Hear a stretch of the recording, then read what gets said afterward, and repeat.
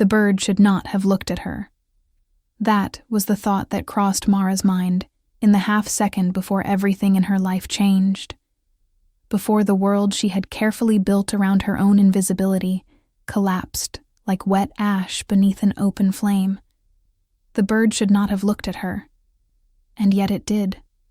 Soren, the sacred falcon of King Kaelin of Valethorn, the creature of smoke and ember feathers that had not obeyed any hand but the king's in 11 years of royal service, turned his ancient golden eyes away from the outstretched, punishing arm of his sovereign and fixed them on her. On Mara. On the girl in the brown servant's tunic standing 30 feet back from the ceremony circle, half hidden behind the carved pillar where she had pressed herself to avoid being noticed. The entire court went silent. Not the polite silence of ceremony. The stunned, airless silence of something impossible happening in plain sight. She did not breathe. She was not sure she could. The great hunting ceremony was the most sacred ritual in the Valethorn calendar, the moment each year when the king demonstrated his bond with the Royal Falcon in front of every lord, lady, general, and foreign dignitary the kingdom could assemble. It was proof of legitimate rule. It was proof of bloodline. It was proof that the gods themselves recognized Kaelin Valethorn as the rightful king, because Soren, descended from the first falcon of the founding myths, only ever bonded with those whose souls the ancient power approved of. And now, Soren was ignoring the king's arm. He sat motionless on the ceremonial perch, his ember feathers catching the morning light like banked coals, and he was staring at Mara with the focused, unblinking attention of a creature who had made a decision and found it entirely unremarkable. Soren. The king's voice was low and controlled, the voice of a man who had learned very young that a ruler must never let his face betray his interior. But Mara had been cleaning the falcon muse for 3 years.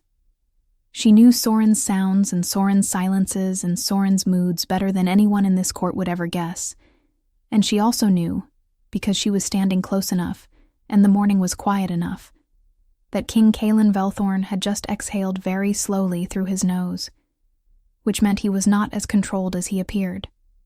"Come," he said. The command was not loud.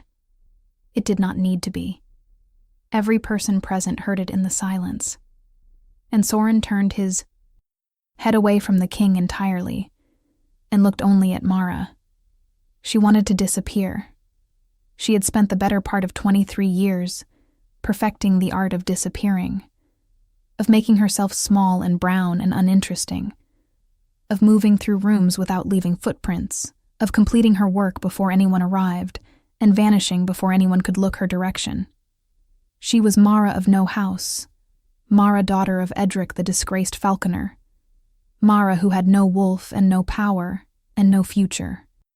Beyond the service, she performed quietly enough that people forgot she was there. She was not supposed to be seen.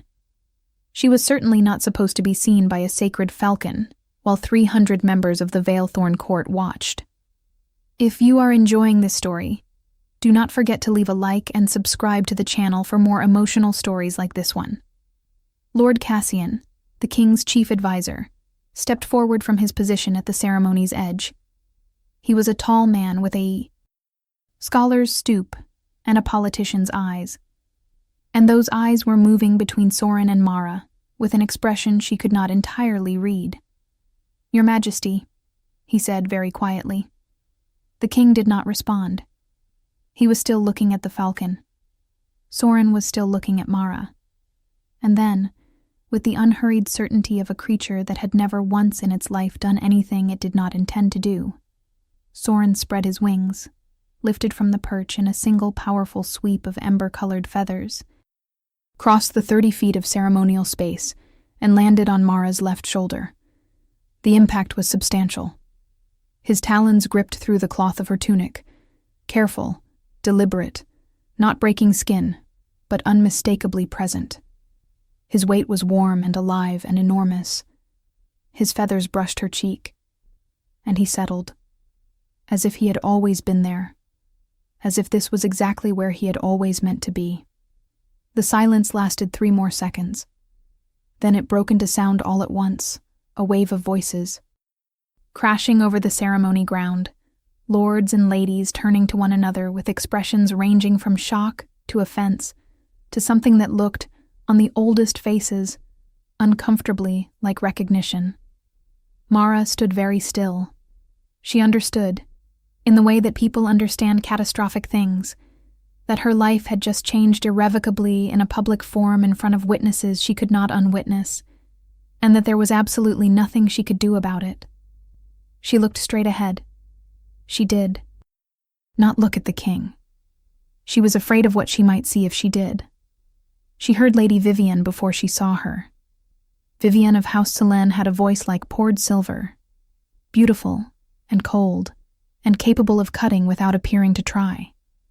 She was the woman the king was expected to formally claim at the winter solstice ceremony, the alliance that would end the 3-decade tension between Velthorn and the Selene territories, the political solution to a problem that had outlasted 2 previous kings.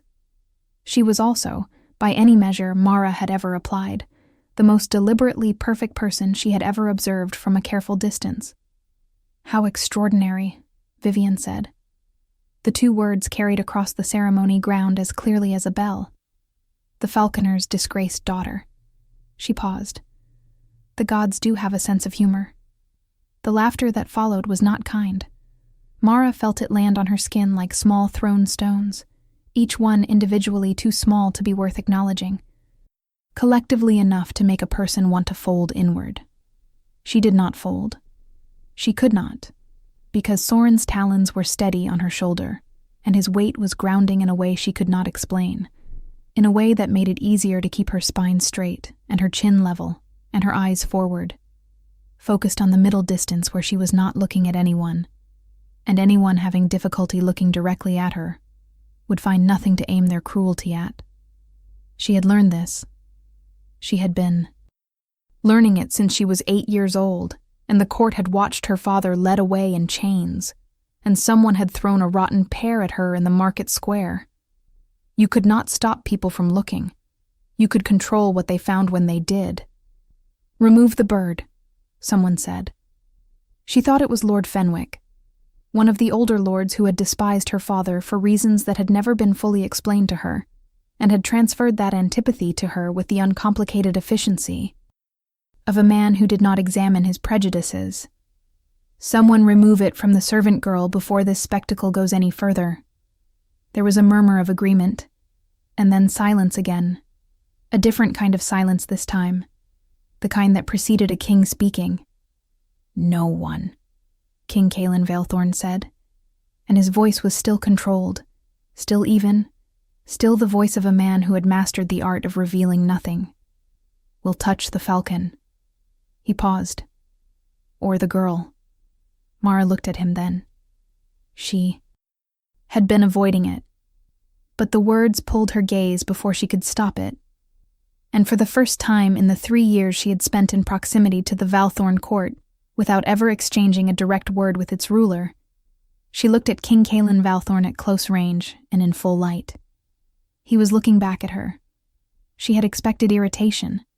She had expected the cold calculation of a man assessing a political inconvenience.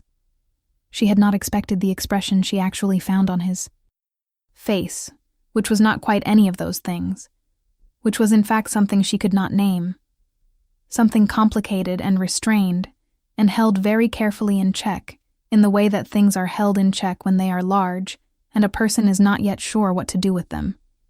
He was not young, exactly. He was perhaps 30, with the particular quality of a man who had been carrying substantial weight for long enough that it no longer showed on him as strain, but simply as density, a heaviness of bearing that was not unhappiness, but was not ease either. His eyes were dark gray and they were very direct, and they did not look away from her when she looked at him. He held her gaze for a moment that lasted longer than she expected. Then he looked at Soren, still steady and immovable on her shoulder. Something moved across his face. She could not name that either. "The ceremony is concluded," Lord Cassian said, stepping smoothly into the space where a king's next words should have been. He was very good at that, Mara had heard, at managing the space around Kaelin so that difficult moments became transitions. We will reconvene in the Great Hall at midday for the formal proceedings. He was already moving toward the crowd, already redirecting attention with the practiced ease of a man who had spent decades herding powerful people in the directions they needed to go. The crowd began to disperse, slowly, in clusters of murmured conversation that Mara did not want to imagine. Vivienne moved away without looking at her again, which was somehow worse than being looked at. Lord Fenwick muttered something to the man beside him, and also left. One by one, and then in groups, the court dissolved from the ceremony ground, and Mara stood still under the weight of the falcon on her shoulder, and waited to understand what was happening to her. The king had not moved. She realized this when the crowd thinned enough for her to see that he was still standing in the ceremony circle, still, watching her, still wearing that expression she could not read. Only Lord Cassian remained near him, and the advisor was speaking in a low voice with the posture of someone delivering unwelcome information with as much grace as possible. Kaelin listened without apparent reaction. His eyes stayed on Mara. She felt suddenly and acutely aware of how she looked. The brown tunic with the fraying hem, the hair she had braided back for practicality rather than appearance, the hands rough from cleaning, and feeding and maintaining the muse through 3 winters. She was aware of how little she resembled anything a king ought to be looking at. She was aware that Soren's warmth against her neck and shoulder was the most comfortable she had felt in recent memory, which was a disturbing thing to be aware of while a king was watching her from a ceremony circle. "You may bring him to the muse," Kaelin said. He had crossed the distance between them while she was cataloging her own inadequacies, and he was closer than she had realized, close enough that she had to look up slightly to meet his eyes. His voice at this proximity was different than it was across a crowd. Still controlled, still even. But there was something underneath the evenness now. Something that vibrated at a frequency she felt more in her chest than heard with her ears. "He will not come to me today. I can see that." He studied Soren for a moment. The falcon clicked his beak once, a sound Mara had learned to interpret as a kind of greeting, and turned his head to look at the king with what appeared to be mild interest.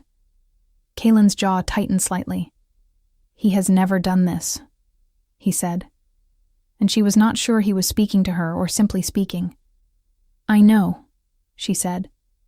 Then she pressed her lips together, because she had not intended to speak, and saying that she knew implied a familiarity with his falcon that a servant in the stables was not supposed to possess. He looked at her. "How do you know?" he asked. His tone was not accusatory. It was genuinely curious, and somehow that was more unsettling. She considered lying. She was quite good at lying in the way that people who spend most of their lives trying not to be noticed become good at it, saying nothing remarkable, nothing memorable, passing through conversations like water through a hand. But Soren chose that moment to turn his head and press his beak very gently against her cheekbone, a gesture she recognized as the falcon equivalent of an eye. Affectionate acknowledgement. The same gesture he had been making when she brought him his morning food for 2.5 years without telling anyone. She felt the king see it. She felt the precise moment he understood that the bird and the servant girl had a history he had not known about.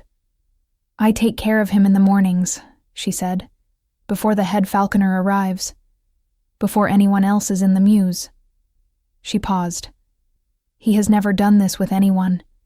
In 3 years of watching him, he has never chosen anyone but you." The king was quiet for a moment. "And yet today he chose you," he said, in front of everyone. She did not know what to say to that. She did not think there was anything she could say. "Come to my study this evening," he said. "After the midday proceedings. I will have Cassian send for you." He paused. "You are safe in the meantime. I have said so publicly.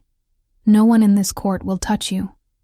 He said the last words with a flatness that made it clear they were not reassurance, but information. He turned and walked back toward the palace, and Lord Cassian fell into step beside him, and Mara stood on the empty ceremony ground with the sacred falcon warm on her shoulder, and the morning light already shifting toward midday, and she thought, very clearly and with great precision, that her father had always said the worst trouble was the kind that came wearing the face of something good. The Muse were in the east wing of the palace grounds, a long stone building that smelled of feathers and clean hay and the particular mineral sharpness of birds of prey, a smell that Mara associated with the only hours of her days that she would have described as genuinely hers. She had begun coming before dawn, long before her official duties required her, initially because she could not sleep and the Muse were quiet, and there was something about the quality of silence around birds, alert and watchful rather than empty, that she found easier than the silence of her small room where her thoughts were too loud. She had not meant to become Soren's keeper in any unofficial sense. She had simply been there, and Soren had noticed, and over the course of many mornings she had learned his sounds and his moods, and the precise way he liked his feathers, smoothed after his bath, and he had allowed her closer and closer until the distance between them was nothing at all, until he leaned into her hand with the complete trust of a creature who had assessed her thoroughly and found her not wanting. She settled him back on his perch now, and he stepped from her shoulder with the dignified reluctance of someone acceding to a reasonable request they do not fully agree with. She checked his feathers carefully. A habit. His ember coloring was extraordinary up close, not a single flat color but many, deepening from pale gold at the tips to a dark burning rust at the base, and in certain lights shifting to something almost copper, almost red, almost the color of a particular kind of fire. The old stories called him descended from the first flame, which Mara had always assumed was metaphor.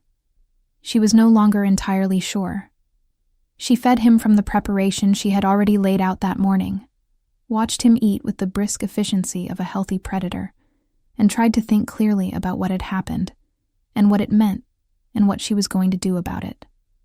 She did not get far in this thinking before the door to the Muse opened, and someone who was not a falconer or a stableman came through it. Vivienne of House Solène was even more precisely beautiful at close range than she was from a distance. She wore pale green that set off her dark hair and the cool marble quality of her complexion, and she moved through the doorway of the working Muse with the practiced ease of a woman who made every space she entered feel like it had been arranged for her arrival. She looked at Mara for a moment, with an expression that managed to be simultaneously assessing and dismissive, a considerable social feat. Then she looked at Soren on his perch, who looked back at her with the particular quality of stillness that Mara had come to recognize as the falcon's version of indifference. "He will not choose me," Vivienne said. She did not say it with any particular emotion. It was an observation. "I have tried.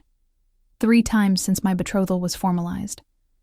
I thought, given what the bond is supposed to mean for a future queen, that it was something I should attempt." She paused. He looked through me as if I were glass. She turned her gaze from the falcon back to Mara. "And then he chooses you, a falconer's daughter, in public, during the great ceremony." She tilted her head slightly. "What exactly do you think is happening?" Mara kept her hand steady on the edge of the feeding tray. "I do not know," she said. "I imagine that is what everyone is trying to determine." Vivienne smiled. It was a precise smile, not unkind in an obvious way, but constructed rather than felt. The smile of someone who understood its effect. "You are more composed than I expected," she said, "given your circumstances." She let that sit for a moment before continuing. "I want you to understand something, Mara. I am not your enemy. I am going to be the queen of this kingdom, and the falcon's behavior today is an inconvenience, but it is one that can be managed. Kaelin is a practical man. He understands what this alliance means, and he will not allow the superstitions attached to a bird, however ancient, to derail the political reality of what we are building." She paused again. But you could make things considerably simpler by being discreet, by not encouraging whatever this is, by remembering what you are and what I am, and allowing the natural order of things to proceed. And if Soren makes the same choice again, Mara said, and she was not sure where the words came from. They arrived in her mouth before she had decided to speak them. The next time the king calls him? Vivian's smile did not change exactly, but something behind it did. Then we will cross that difficulty when we reach it, she said. She looked at Soren one more time. The falcon clicked his beak at her, the sound Mara had catalogued as dismissal. Vivian turned and walked back through the door with the same composed ease with which she had arrived. And Mara let out a breath she had not known she was holding and gripped the edge of the feeding tray until the wood bit into her palms, and she felt steady again. She had been 7 years old when her father came home with a falcon on his arm for the first time. Not Soren, a smaller bird, a working hunter named Ash, and had shown her how to hold her arm and keep her gaze steady, and let the bird come to her, rather than reaching for it. Patience, he had said, and stillness. A bird of prey will tell you everything about yourself. They can smell fear, and they can smell falseness, and they will not come to either. If a falcon chooses your arm, it is not because you tricked it. It is because it looked at you and found nothing to be afraid of. Her father had been wrong about many things. She was still not entirely sure he had been wrong about that. The king's study was on the 4th floor of the central tower, a room she had never been in and had never expected to be in, with windows that looked east over the hunting grounds, and shelves of books and maps that gave the impression of a mind that operated in multiple registers simultaneously. Lord Cassian met her at the door and led her in with the neutral courtesy of a man who had suspended his personal assessments for the evening in favor of professional function, which she appreciated more than she could express. Kaelin was standing at the eastern window when she entered, looking out at the hunting grounds where the last of the day's light was doing something complicated to the tree line. He turned when she came in. He had changed. From his ceremony clothes into something simpler, dark fabric without ornamentation, and this made him look less like a ceremonial figure and more like a person, which she was not sure was easier to deal with. "Sit," he said, and gestured to a chair near the table. She sat. He remained standing, which felt deliberate, and she understood that he was working out how to begin something he had not expected to be working out today. She waited. She was good at waiting. "Tell me what you know about your father," he said. She had not expected that. "I know what everyone knows," she said carefully. "That he was the Royal Falconer for 12 years. That he was accused of selling information about the king's hunting routes to a foreign party. That he was convicted and stripped of his position and imprisoned." She paused. "That he died in prison 4 years ago." Kaelin looked at her. "Is that what you believe happened?" he asked. She kept her hands in her lap and her face still. "I believe it. Is what the court decided happened," she said, which was not the same thing, and they both knew it. He moved from the window and sat across from her at the table, which changed the geometry of the conversation in a way she found slightly easier to manage. "Your father was not selling information to a foreign party," he said. She felt the words land somewhere in her chest like a key, turning in a lock she had not known was there. He was investigating the source of a very old document that had come to him through Soren. He paused. "Through the falcon, which is not a thing that should be possible for the record. Falcons do not carry documents to people who are not their bonded handlers. And yet Soren brought your father a scroll, ancient, written in a script your father spent the last year of his service trying to identify. He did not tell me because he was not sure what it meant yet. And someone else discovered what he was doing before he could reach the answer." She was very still. "What script?" she said. Not a question. More like a thing she was not sure she wanted to confirm. Kaelin reached into the table's single drawer and placed a small object in front of her. It was a piece of old leather, marked with signs she had seen before. traced into the wooden frame of her father's old work chest that she still had, that she had assumed was decorative. She had been looking at those marks her entire life. "That one," he said. "What do you think will happen next? Leave your predictions in the comments below." She reached out and touched the leather piece without picking it up. The marks were precise and deliberate, not ornamental at all when you looked closely. Each sign placed in relationship to the others in a way that implied structure, language, meaning. "What does it say?" she said. Kalen leaned back slightly in his chair. "We have had 3 scholars attempt a translation in the past week," he said. "Since I found this in Cassian's files while revisiting your father's case." She looked up at that. Revisiting. He had been revisiting her father's case. He saw her register this and did not offer explanation, simply continued. "The best reading we have, across all 3 translations, is something approximately like, 'The blood remembers what the name forgot.' The line does not end. It waits." He was watching her carefully. She was aware of this, and was finding it harder than usual to maintain the quality of blankness she normally kept over her face in. Difficult moments. "My father was looking for what that meant," she said. "And someone stopped him before he found it." Kalen said, "Yes." She said, "And now Soren has done to me what he did to my father." A pause. "With the considerable difference that he did it in front of 300 people. A longer pause. "Yes," Kalen said again. She looked at the leather piece for a long moment. Then she looked at the king. "What do you want from me?" she said. It was a genuine question, not a challenge. She genuinely did not know, and she had found over the years that not knowing and admitting it was considerably more efficient than pretending to know and proceeding incorrectly. He seemed to consider the question seriously, which she respected.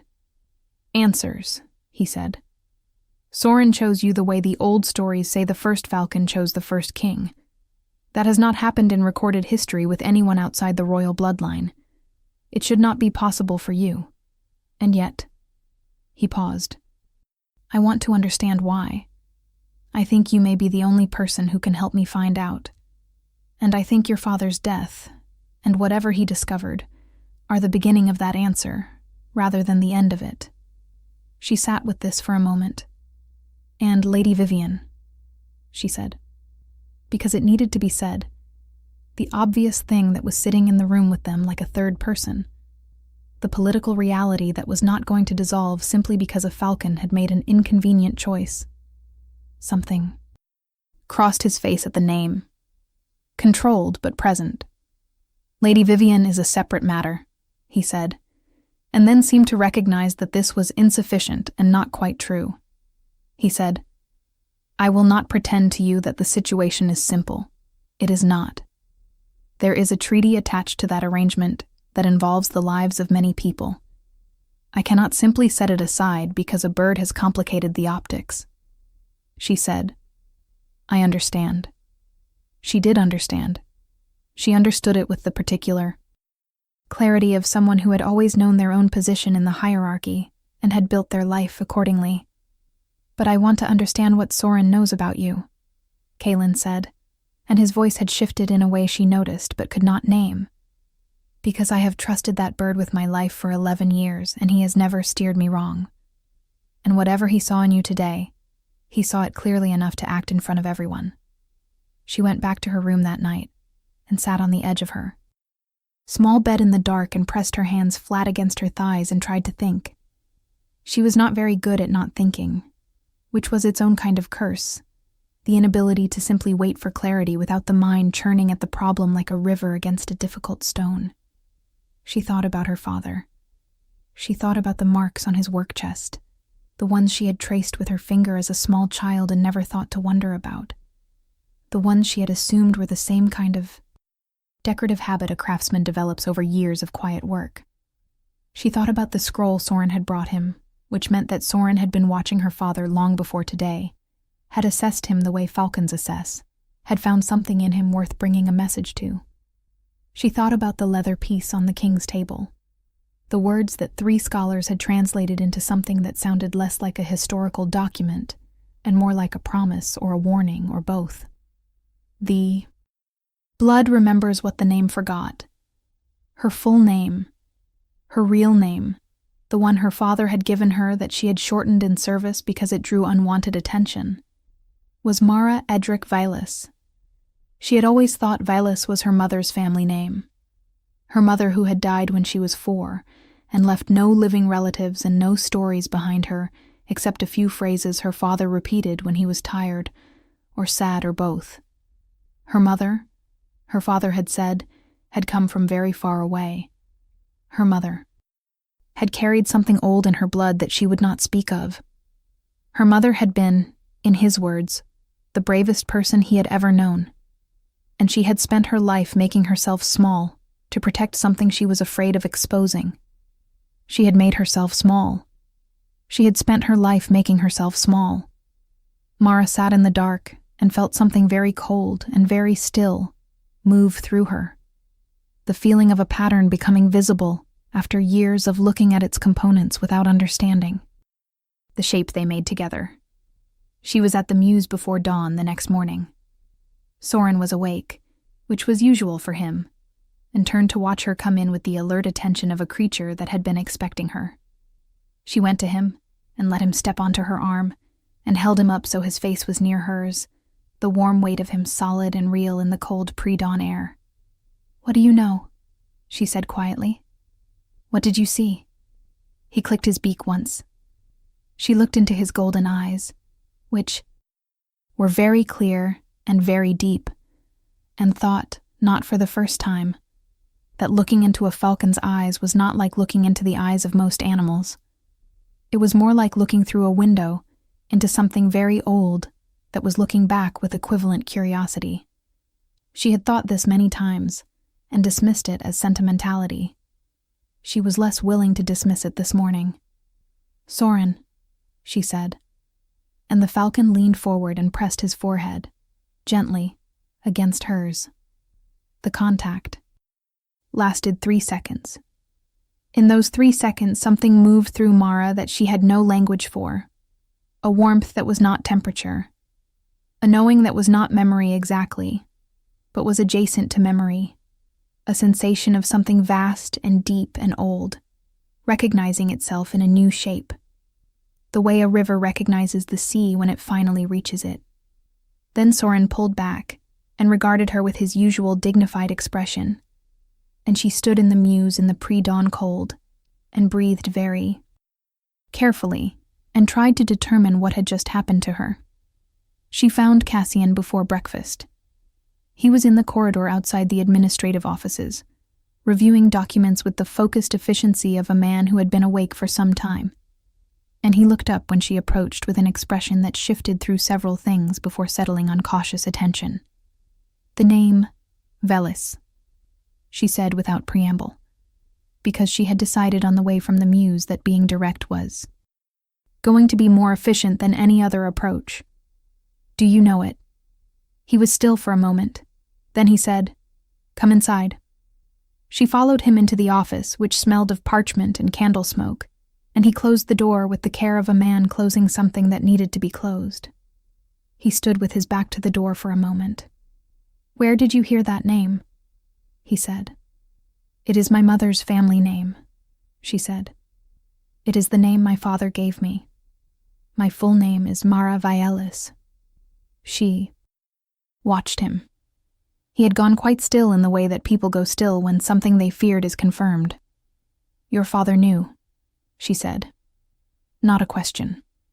"Your father suspected," Cassian said. "By the time he found the scroll, he suspected. We were not fast enough to protect him from the people who did not want his suspicion confirmed." He moved to the desk and sat heavily, suddenly looking much older than he had moments ago, wearing his age like a coat he had been carrying rather than wearing. "The Velis line," he said carefully, "was the elder branch, before the Veilthorn name, before the kingdom was called Veilthorn, which is itself a corruption of the old word. The founders were two, not one. The history's record one. The other was deliberately removed. She stood very still. "Why?" she said. He looked at her with tired eyes. "Because the elder branch carried the original bond. The first falcon was theirs. When the line split, Soren went with the younger branch because the elder line chose to step back, to concede, to allow the kingdom to go forward under a single name rather than be torn apart by a succession dispute. They agreed to become invisible." He paused. "They were very good at it." She felt something move across her face. She did not try to stop it. "For generations," she said. "Yes," he said. "Until now." The days that followed were the strangest Mara had ever lived through, which was considerable given that her life had contained a notable quantity of strangeness. She continued her work in the Muse, because Soren required care regardless of ancient bloodlines and political upheaval, and because the Muse were the only space in the palace where she could breathe without feeling the weight of being observed. The court watched her now in the way courts watch unexpected developments, with a combination of speculation, resentment, and the particular hunger of people who are very bored and have just been given something genuinely interesting to feed on. She was aware of conversations that stopped when she entered rooms. She was aware of certain people going out of their way to demonstrate that they did not find her interesting at all, which was its own kind of interest. She was aware of Vivian. Vivian was very good.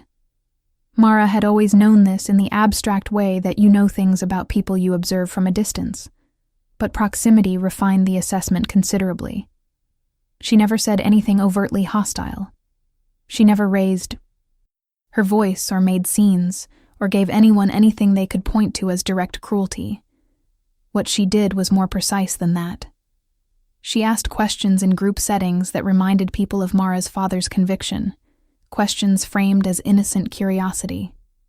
She expressed concern, in that beautifully constructed voice, about the appropriateness of involving a servant girl in matters of historical significance. Surely the scholars were better equipped to investigate such things. She made sure, at Tulle, every gathering Mara was present for, that the conversation found its way to lineage and legitimacy and the importance of documented noble blood, to the chaos that resulted when ancient superstitions were allowed to override political practicality, to the fundamental difference between what was romantic and what was real. She was a sculptor of atmosphere. By the end of the first week, Mara could feel the court's initial shock, hardening into something more comfortable for them. A narrative that made Soren's choice an anomaly rather than a signal, a curiosity rather than a revelation. She found the king in the hunting grounds on the fourth morning. He was there alone, which surprised her, without the usual retinue that she had observed from her window on previous occasions. And he was standing at the tree line looking at nothing in particular, with the expression of a man who had come outside specifically to have his face in a place where no one required him to manage it. He heard her. Before she reached him, she knew this because his shoulders changed slightly, a small adjustment that meant he was aware of presence. But he did not turn. She stopped a few feet from him and looked at the tree line alongside him. "She is dismantling it," Mara said. "Piece by piece." The court's willingness to take it seriously. She did not say who she meant. She did not need to. He said without turning. "Yes." She said, "She is very good at it." He said, "She is very good at most things." There was something in his voice that she thought might be sadness, and then revised to something more complicated than sadness. "And you," she said, "what do you want people to think?" He was quiet for a long moment. A bird called somewhere in the trees. "I want to know the truth," he said, "before I decide what I want people to think about it." She appreciated this. She appreciated it enough that she said the next thing she had been debating whether to say. "Cassian told me about the Vielis line," she said, "about what my mother's family was." She felt him go very still beside her. "I know," he said. "He told me he told you." She said, "I have not shifted. I have never shifted." if I carry the original bond, if my blood is what that document says it is, then why do I not have what every other shifter in this kingdom has? He turned then. He was close, the tree line behind him, the morning light between them. He looked at her for a moment with that expression she still could not name, that complicated thing he kept very carefully in check. Because the elder line made themselves invisible, he said. They suppressed everything, the wolf, the abilities, all of it, deliberately, for generations, until suppression became instinct, and instinct became nature, and no one in your family remembered what was under it anymore. He paused. Except Soren remembered. She went back to her room and sat at the small desk and took out a piece of paper and wrote the signs from her father's work. Chest from memory, all of them, placed in the order she had grown up seeing them. And then she sat and looked at what she had written and breathed. The blood remembers what the name forgot. The line does not end. It waits. She thought about her father, who had spent a year of his life quietly trying to understand something he had received through a falcon and had never had the chance to tell her. She thought about her mother, who had carried something old in her blood and had made herself small, to protect it, and had taught that smallness to the daughter she would not live to see grow up. She thought about herself. 23 years of making herself invisible. 23 years of being the girl with no wolf and no power and no future. 23 years of pressing herself against pillars and completing work before anyone arrived. And she thought, what if the invisibility was the inheritance? What if making herself unseen was not weakness, but was the last and longest expression of something her family had chosen, deliberately, in an act of love for a kingdom they did not want to see torn apart? And what if, now that Soren had made the choice he had made, in the most public possible way, with the most public possible witness, that particular act of love had served its purpose, and it was time for something else? She did not know how to shift. She did not know how to access whatever was underneath the layers of deliberate suppression her bloodline had laid down across. Generations like sediment over something sleeping. She did not know if it was possible to undo what had been done, or if the sleeping thing was too deep now, too covered, too long unused to respond to anything.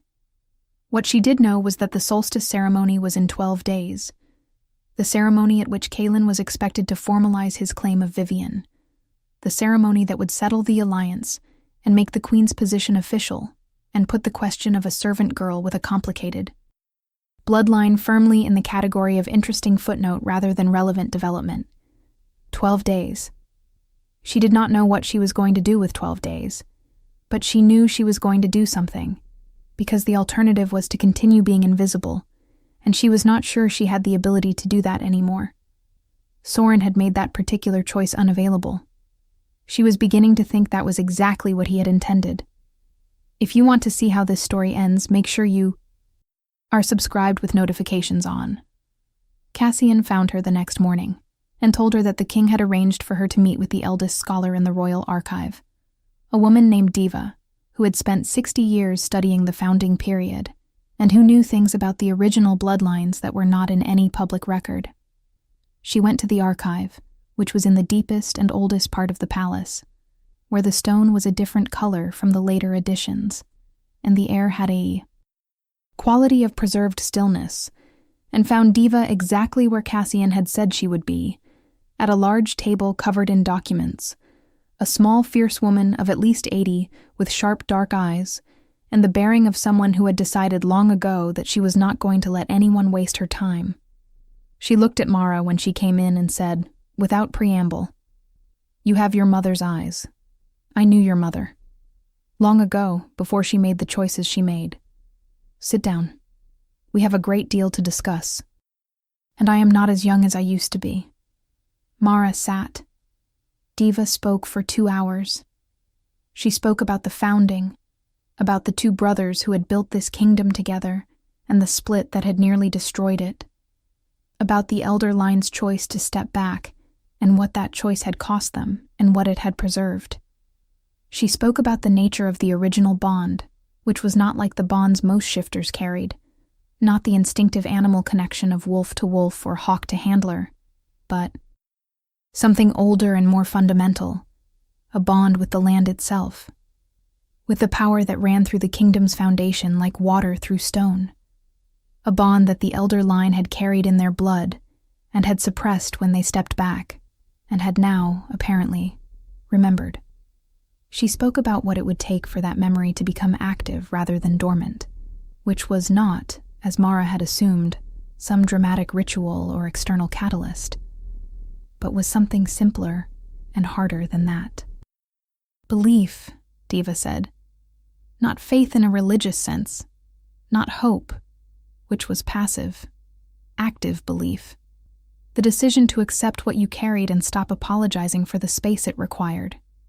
The decision to be the thing rather than hide from it. She looked at Mara with her sharp, dark eyes and said, "Your mother was the bravest person I have ever known. She chose invisibility out of love, not fear, which is a distinction that matters. But love's usefulness has limits, and you are not your mother." She paused. "Soren knows what you are. The question is whether you do." The nights after that conversation were difficult in the way that nights are difficult, when something has shifted in the understanding, and the body has not yet caught up to it. She slept badly. She dreamed in images she did not have context for, vast dark spaces, and a warmth at the center of them. Something turning slowly like a light source that had always been there, and had simply not been faced. She woke in the small hours of the third night to find that her hands were warm, not body warm, but luminously warm, a warmth that emanated rather than absorbed, that lit the immediate air around her fingers with a faint and sourceless golden light. She looked at her own hands for a long time in the dark. She thought about Diva's words. She thought about her father and her mother, and 12 generations of people who had chosen to be smaller than they were. She pressed her palms together and felt the warmth between them and thought, enough. Not dramatically. Not as a declaration. Simply as the recognition of a limit reached and a different direction beginning. Enough of this. Enough of that particular kind of small. She went to the king the next morning. Not summoned. Not arranged through Cassian. She went herself, before the day had properly organized itself into its official structure, while the palace was still in the in-between state of mourning when corridors were transitional spaces, and not yet formal ones. The guard at his study door looked at her with the particular blankness of guards who have received instructions about a specific person and are following them without comment. He opened the door. She went in. Kalen was already at his desk with documents, already organized and proceeding with the day in the way of someone who slept less than was probably advisable and compensated with early starts. He looked up when she entered. "I need to tell you something," she said. "And I need you to listen to all of it before you say anything." He put down the document. She sat in the chair across from him without being invited, which was new, and something moved in his expression at that. Something that had the texture of interest, and something else she did not examine closely. She told him about the warmth in her hands the previous night. She told him about Diva and the original bond, and what it meant to be the carrier of something that had been sleeping for 12 generations. She told him about her mother's name, and what it implied about lineage. She told him about the marks on her father's work chest, and what she now believed they said and why they mattered. She told him all of it in the clear, organized way she had marshaled her thoughts walking through the corridor, because she had decided that if she was going to stop apologizing for the space she required, then this conversation was the place to begin. He listened. He did not interrupt. He had the quality of attention. She had come to recognize in him over the past week the capacity for complete stillness when something was genuinely engaging his full concentration, the kind of attention that was rare in powerful people because powerful people were rarely required to simply listen. When she finished, he was quiet for a moment. Then he said, "Show me your hands." She held them out across the desk. She thought about the warmth. Not performed, not forced, simply remembered, and it came as if it had been waiting. For her to stop clenching against it, which she understood was probably exactly what had been happening. The warmth moved from the center of her palms outward, a faint golden luminescence, visible but not blinding, warm but not burning, the light of something that had existed for a very long time and was only now being permitted to be seen. He looked at her hands. His face was doing something she had not seen it do before, something that broke through the controlled evenness to reveal a quality underneath it that was entirely unguarded for a few seconds before he caught himself. She dropped her hands back to her lap. He said very quietly, "Velis." She said, "Yes." He said, "The elder branch." She said, "Yes." He looked at her for a long moment with that unguarded expression still present at the edges of his control. "The treaty with Solane," he said. She said, "I know." He said, "There are people whose lives depend on that alliance." She said, "I know that Not too." asking you to choose. She paused. "I am not asking you for anything except that you know the truth. What you do with it is your determination, not mine." He said, "And if the truth requires something from me that I cannot give?" She looked at him steadily. "Then you will have to carry that," she said. "As will I." She did not see him alone again before the solstice ceremony. She saw him in group settings, at the formal proceedings that continued regardless of philosophical upheaval, at the meals she was now included in as a concession to the situation's complexity, and each time he was what he had always been in public, controlled and present, and managing his face with the skill of a man who had been doing it since childhood. But she was aware of him in a way she had not been before the conversation in the study, aware of the specific quality of his attention when it turned in her direction, the particular still quality that meant he was giving something his full concentration. She did not allow herself to think about this too carefully. She had enough to manage without adding that particular complication to the list.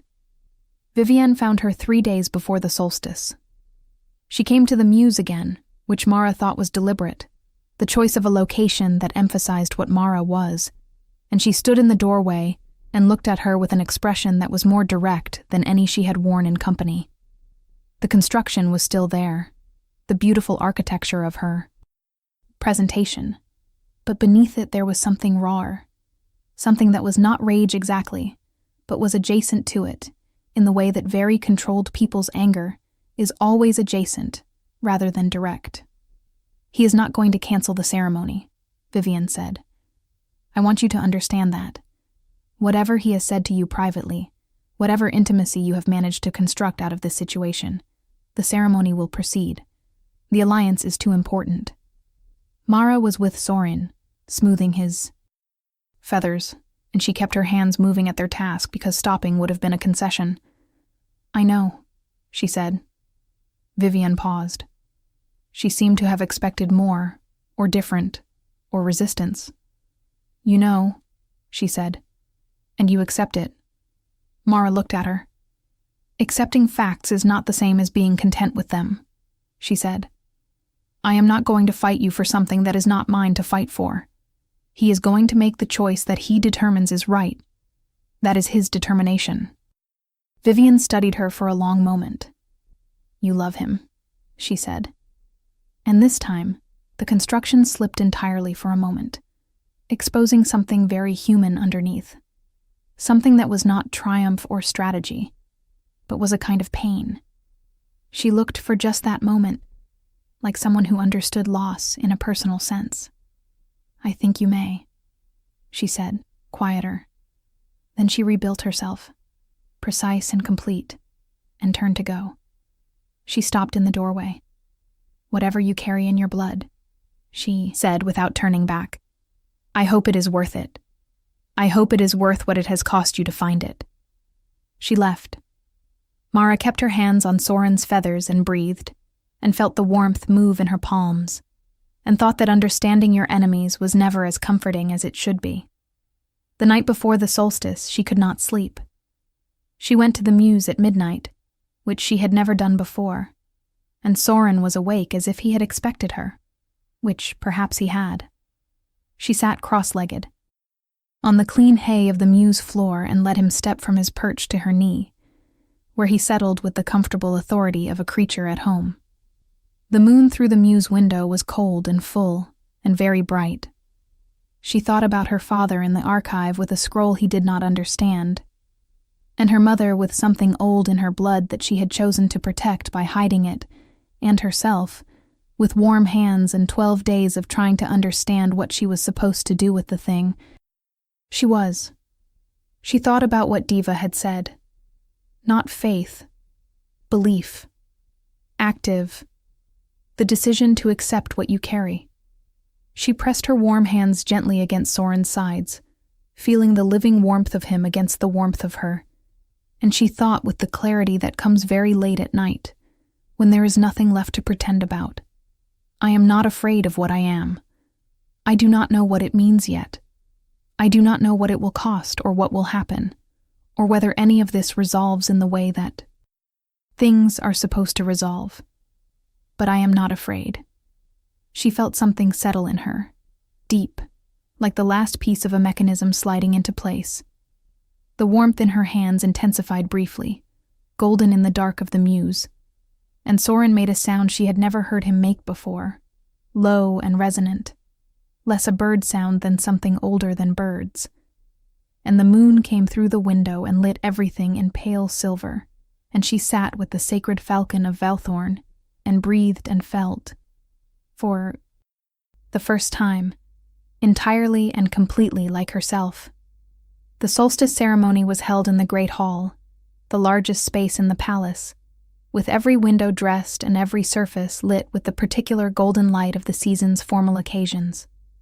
The court assembled in full, which meant everyone, every lord and lady and dignitary and scholar and advisor and official, standing in the concentric rings of precedence that the ceremony required, watching the elevated platform at the hall's center where the formal claiming would occur. Mara stood in the back. She had been directed to a position that was technically inside the hall, but at its margins, which was more consideration than she had expected, and less than the situation probably warranted, and she had accepted it because she was not here to make a statement. She was here because she could not be anywhere else, and because the alternative was a room alone with her thoughts, and she had done enough of that. Vivian was extraordinary. There was no other word for it. She stood on the platform in the silver and white of the solstice formal dress, every element of her presentation calibrated to the moment with the precision of a masterwork. And she was beautiful in the way that things are beautiful when they are exactly what they were designed to be. Kaelin stood across from her on the platform. He was wearing the formal black and gold of Valethorn's most official occasions, and he looked like a king in the way that kings look when they have earned the title rather than inherited the expectation, with a gravity that was not performance, but reality. He had not looked at Mara when he entered the hall. She had not expected him to. She had told him this was his determination, and she had meant it. Lord Cassian began the formal words of the ceremony. She had never witnessed this ritual before, and she listened with the part of her attention that was not occupied with controlling her breathing, which she was finding more difficult than usual. The words were old and formal, and had a cadence that made them feel like they existed slightly outside the present moment, like listening to something that had been said in the same way many times before, and would be said many more times in the future, the ritual expressing its own continuity. She watched the platform. She watched Kaelin's face. He was controlled. He was perfectly, entirely controlled. She could see nothing in his expression that indicated anything except the serious attention of a man performing an important ceremony. She thought about Diva saying that his family had been making themselves small for generations. She thought about how she had confused her own smallness for safety. She thought, we are not so different, he and I. We have both been hiding. And then Soren arrived. No one had brought him. He had not been part of the ceremony. He was in the muse at the far end of the east wing, which was a substantial distance from the great hall, and there was no mechanism by which a falcon locked in a muse could enter a sealed ceremony hall in the middle of the night, except through the particular brand of intention that Mara had stopped dismissing as impossible several days ago. He came through the high window at the eastern end of the hall, which should not have been open, and which someone, perhaps, had opened precisely for this possibility. He flew the length of the great hall with the focused intentionality of something that knew where it was going. Lord Cassian stopped speaking mid-word. The court froze. Kaelin's controlled expression cracked for the first time, not into any single readable emotion, but into something raw and present and completely unguarded. Soren flew past him. He flew past Vivian. He flew the entire length of the hall to its far margin, to the back, where Mara stood in the crowd's edge with her heart very loud in her chest, and he landed on her shoulder with the same comfortable authority with which he had always landed on her shoulder, as if this had been the destination all along, as if everything else had been the approach. She stood very still. 300 people were looking at her. This was a different experience than 12 days ago, because 12 days ago she had been surprised, and now she was not. Now she understood what it meant. She understood what the bird was saying, in the wordless language of ancient creatures who had been appointed to a particular kind of witnessing. He was saying, "This one, again, still, in front of all of you, this one." She reached up and let Soren step from her shoulder to her raised hand, and she held him up so that his ember feathers caught the ceremony lights, and everyone in the hall could see him clearly. The sacred falcon with his golden eyes and his ancient bloodline, looking at her with the same complete certainty with which he had looked at her on the first morning of her life, before the first life ended and the second one began. And she looked back at him with the same certainty, newly arrived, but entirely real. She was not afraid. The court erupted. Not into chaos exactly, but into the particular organized tumult of 300 people processing something simultaneously and having different, strongly held opinions about it. Cassian was saying something from the platform. Vivian was very still, and her stillness was more eloquent than anything she could have said. Kaelin was looking at Mara across the length of the hall with an expression she had never seen on a human face before, not in 3 years of careful observation, something that was past controlling, something that had the quality of decision, the quality of a thing finally chosen after a very long time of not choosing. He stepped down from the platform. He crossed the hall. The crowd parted with the automatic deference of bodies responding to power before the mind has processed the instruction, and he came through the parted crowd with the unhurried certainty of a man who had made up his mind and was no longer interested in managing how that looked. He stopped in front of her. Soren was on her raised hand between them, and the falcon looked at the king with what appeared to be profound satisfaction. Mara looked at Kaelin. He looked at her. "The treaty," she said, because it still needed to be said, because facts did not evaporate because of feelings. "Can be renegotiated," he said. "Solène wants peace. There are other paths to peace than the one we planned. Cassian has been exploring them." She said, "You already asked him to." He said, "I asked him to look 2 days ago, before I knew what tonight would be." She said, "That is not very long to explore."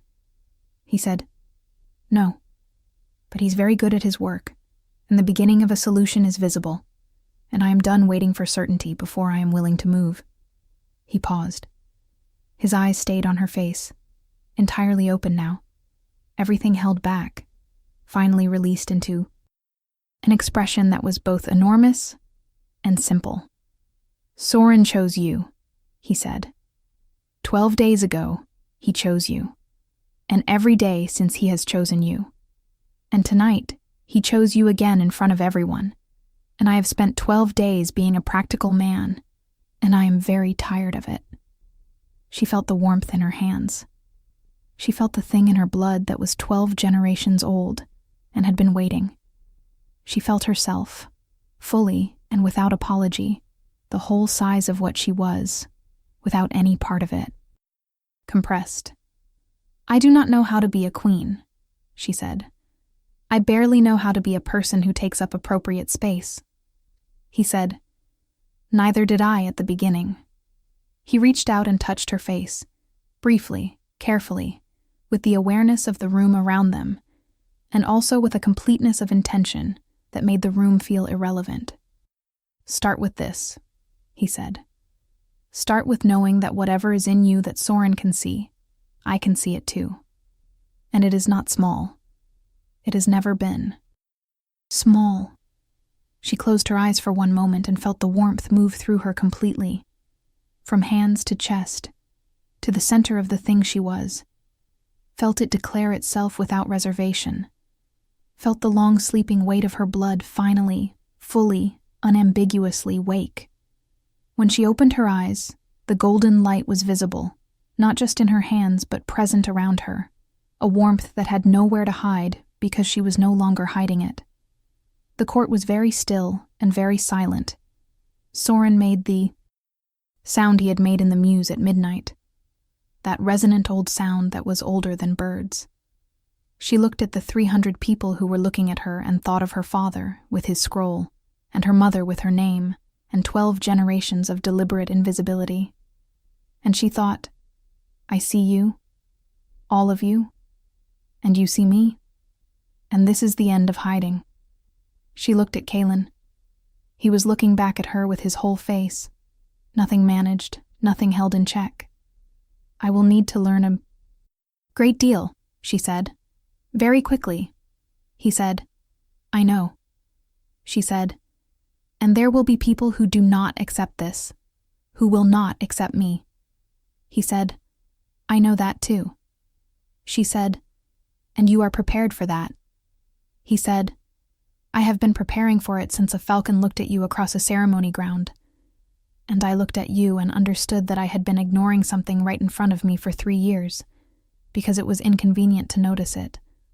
She felt something in her chest that was not the warmth, that was simply and entirely human, that was simply herself, responding to a person in the oldest and most uncomplicated way. She said, Then we begin here. He said, Yes. Soren clicked his beak, once, with the satisfaction of a task completed to his exact specifications. And the ceremony lights caught his ember feathers and set them briefly, brilliantly aflame. And the hall filled with the sound of 300 people understanding that they had just witnessed something they would spend the rest of their lives describing to other people. Vivienne left the platform quietly. Mara watched her go with the particular complexity of someone watching a person they had understood well enough to feel something genuine for, despite everything. Vivienne turned once at the hall's side door and looked back, and their eyes met across the crowded space. It was not a warm look. It was not entirely cold either. It was the look of someone who was going to handle their loss with the same precision with which they handled everything else, and who found, in the midst of that, some small, reluctant thing that was almost like recognition. Then she was gone, and the hall was full of people, and light, and the sound of a world reorganizing itself around a new understanding. Cassian appeared at Kalen's shoulder with the timing of a man who had been waiting for the right moment and had determined that this was it. The Selene delegation is in the blue receiving room, he said, calmly. And I have a framework for the new terms that I believe will hold. If you would like to begin that conversation this evening, while the moment is still fluid, I believe it would be advantageous. Kalen looked at him. You prepared this framework 2 days ago when I asked you to look. Cassian said, I prepared it 4 days ago when I determined which direction things were moving and thought it prudent to have something ready. There was a very brief silence. Of course you did, Kalen said. And something in his expression shifted to something that, in another man, would have been called affection, and that in Kalen was visible for exactly 2 seconds before the professional register returned. He looked at Mara. She said, Go. This matters and it needs to be handled. He said, Come with me. She said, I am a servant in the East Wing Muse. He said, Not tonight. She looked at him. She thought about all the times she had made herself small to move through rooms without being noticed, and about the warmth in her hands, and about Soren on her raised arm declaring something to an audience of the whole court. She thought about the leather scroll with its ancient words. The blood remembers what the name forgot. She thought, I remember. She said, all right, and she went. The months that followed were not simple. She had not expected them to be simple, and she would have been suspicious if they were, because nothing worth building is built without difficulty, and she had always had a pragmatic relationship with difficulty, having had extensive practice with it. The treaty negotiation with Selene proceeded through Cassian's capable hands and reached a conclusion that was, by most assessments, better than the original arrangement in several respects, which was the particular kind of outcome that makes an advisor legend in his own time.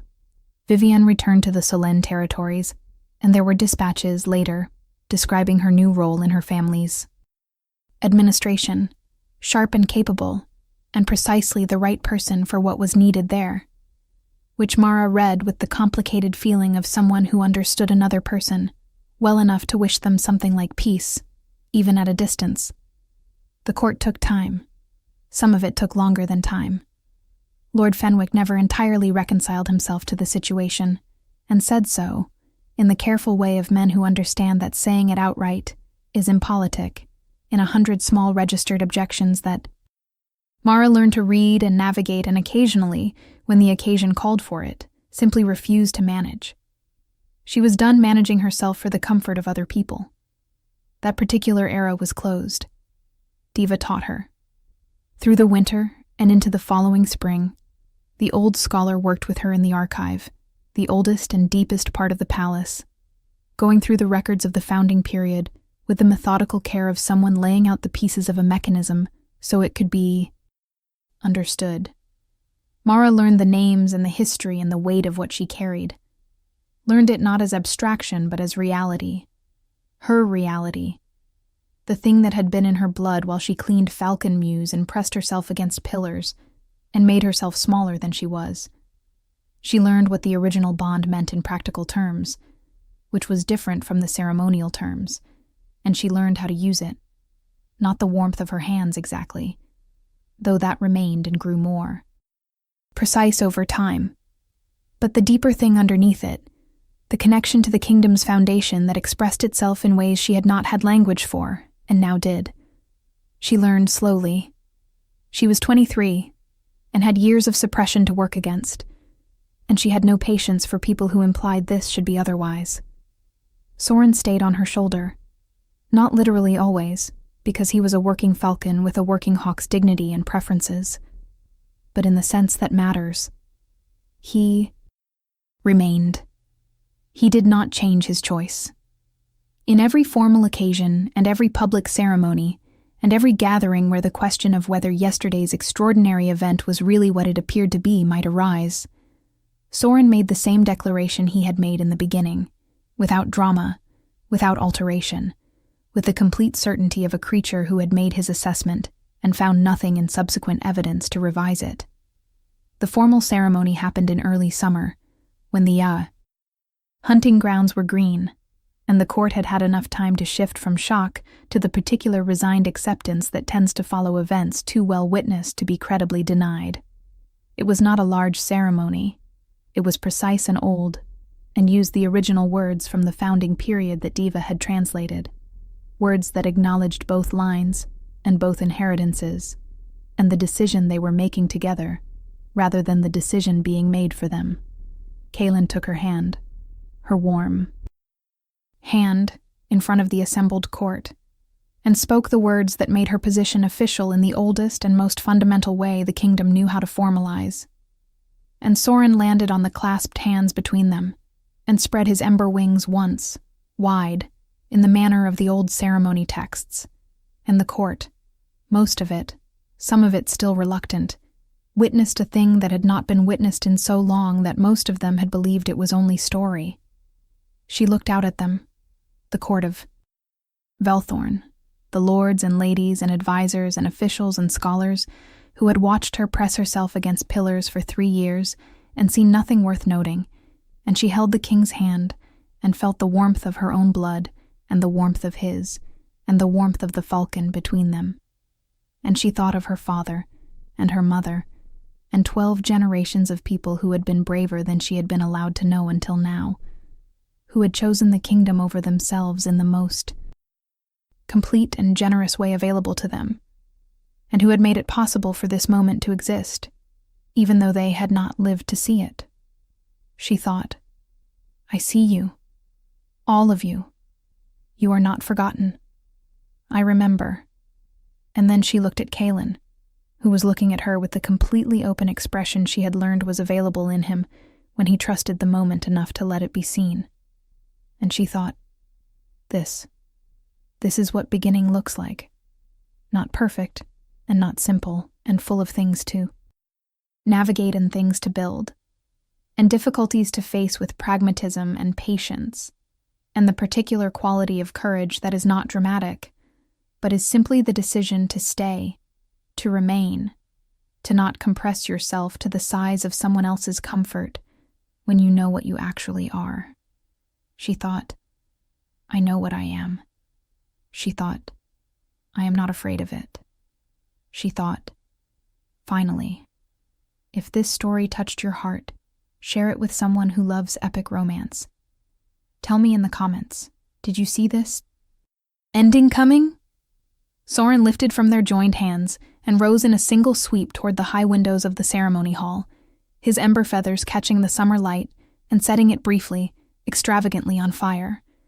And the court watched him go with upturned faces, all of them, even the reluctant ones, even the ones who were still working through their objections, because there are some things that are simply too beautiful and too certain to look away from.